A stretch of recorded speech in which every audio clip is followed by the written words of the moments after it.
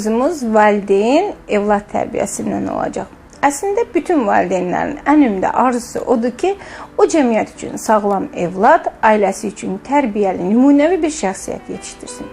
Bir çox zamanlarda biz valideynlər gəlin qəbul edək ki, bəzi qüsurlara yol veririk.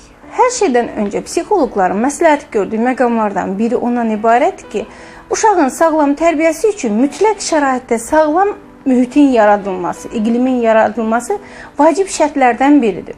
Çünki ata hər hansı bir qərar verərkən mütləq şəraitdə ana ilə məsləhətləşməlidir. Uşağın gözü önündə ata-ana fikrində uyğunsuzluğun olması birbaşa olaraq uşağın tərbiyəsinə təsir göstərən mənfi amillərdən biridir. Uşaqlarınızla bacardıq qədər dost olmağa çalışın. Yəni, bir çox ailələrdə deyə bilərlər ki, bəli, biz evladlarımızla dostuz. Biz amma burada praktik şəkildə apardığımız konsultasiyalar zamanı görürük ki, bəli, ailədə dost münasibəti deyilən, valideynlərin dost münasibəti kimi qəbul etdiyi ünsiyyət formatı var. Sadəcə olaraq səmimiyyət yoxdur. Ünsiyyət var, səmimiyyət yoxdur. Biz uşaqdan problemini dinləyirik, bir sonraki məqamlarda o problemi uşağı günahlandıracaq səviyyədə göz önünə gətiririk və burada biz evladımızın bizə qarşı olan inamını itirmiş oluruq. Biz dəfələrlə müraciət edirik valideynlərə və iddialı şəkildə də deyirik. Evladınızın problemini problem kimi qavramayın. Onunla dost olduğunuz müddətdə, dost olduğunuz belə deyək mühitdə birbaşa olaraq problemi özünüzünkiləşdirin və buradan artıq çıxış yolu çıxış yolu tapmağa çalışın. İkinci bir məqamımız isə övladına valideynin nümunə olmasıdır. Yəni, bizim evladlarımız biraz bizim güzgülərimizdir. Bacardıq qədər evladlarımıza bu güzgünün fonunda daha real olan məqamları çatdırmaqla məşğul olmalıyıq. Üçüncü bir məqam isə valideyn evladına məsuliyyət hissini aşılamağı bacarmalıdır. Mənin inkişaf dövrü şəxsiyyətin inkişaf mərhələlərində ən böhranlı və çətin dövrlərdən biridir. Həmin dövrlərdə mütləq şəraitdə biz evladımıza məsuliyyət hissini aşılamalıyıq. Məsuliyyət hissi aşılanan uşaqlarda, məsuliyyət hissi formalaşan uşaqlarda birmənalı şəkildə cəmiyyətə qarşı da bir məsuliyyət hissi formalaşmağa başlayır.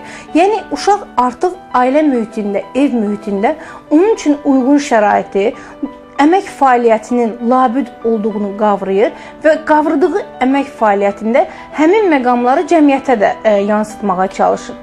Praktik şəkildə bütün valideynlərimizə buradan bir tövsiyəm olmasını istəyərdim. Əslində, bütün tərbiyənin fonunda, belə deyək də, ən gözəl tərbiyə uşaqlarımıza sevginin aşılanmasıdır. Bəzi valideynlər evladını təbii ki, çox sevir, çox dəyərləndirir və onu ondan uzaq tutmağa çalışır.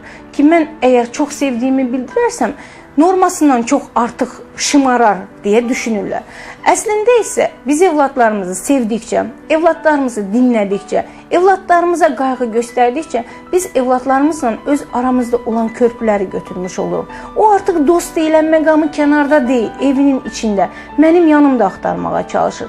Bir praktik etməyinizi sizdən xahiş edirəm. Evladlarınıza məktub yazın. Bəzən biz bunları gələn pasiyentlərimizə bildirəndə onlar nə məktub yazmayaq deyə şübhə ilə yanaşırlar.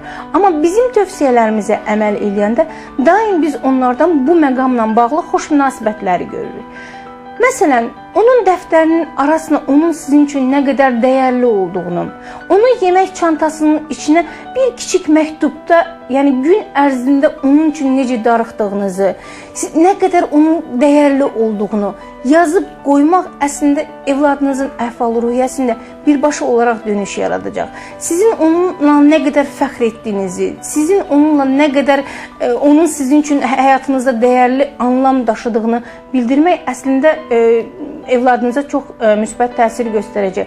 Bu məqamda kiçik bir metaforanı xatırlatmaq istəyirəm. Bir gün çox məşhur alim Ederson evə qaçaraq əlində bir kiçik məktubla gəlir və öz anasına məktubu uzadaraq deyir ki, ana, bu məktubu müəlliməm sənə verməyimi tənbih etdi və sənə mütləq şəraitdə verməyimi istədi. Ana məktubu açır, çox yüksək səslə oxuyur. Məktubda yazılırdı ki, sizin evladınız məktəbimizin ən fəal, ən gözəl oxuyan əlaçı şagirdlərindən biri olmağa namizəddir. Üstündən illər keçir, Edersonun anası dünyasını dəyişir. Təbii ki, Ederson artıq həyatda öz məqamını, nüfuzunu tutur. Bir gün köhnə evini ziyarətə gedən zaman köhnə əşyaları, uşaqlıq xatirələrini qarışdıran zaman oradan bir məktub tapır. Məktubda tibbi arayış idi və tibbi arayışda yazılmışdı: sizin evladınız şizofren xəstədir. Əslində bu metaforadan nəyi ortaya qoyuruq? Ana öz evladının xəstə olduğunu qəbullanmadı. Evladına da qəbullandırmadı. Ətrafdakı mühitinə də qəbullandırmadı. Ana öz evladını görmək istədiyi yerdə təsəvvür elədi. Və bütün valideynlərə tövsiyəmiz odur ki, evladlarınızı başqaları ilə müqayisə etməyin. Onun var olduğu, hal-hazırki mövqeyini dəyərləndirin. Hal-hazırki mövqeyinin belə sizin üçün çox dəyərli olduğunu qəbul edin.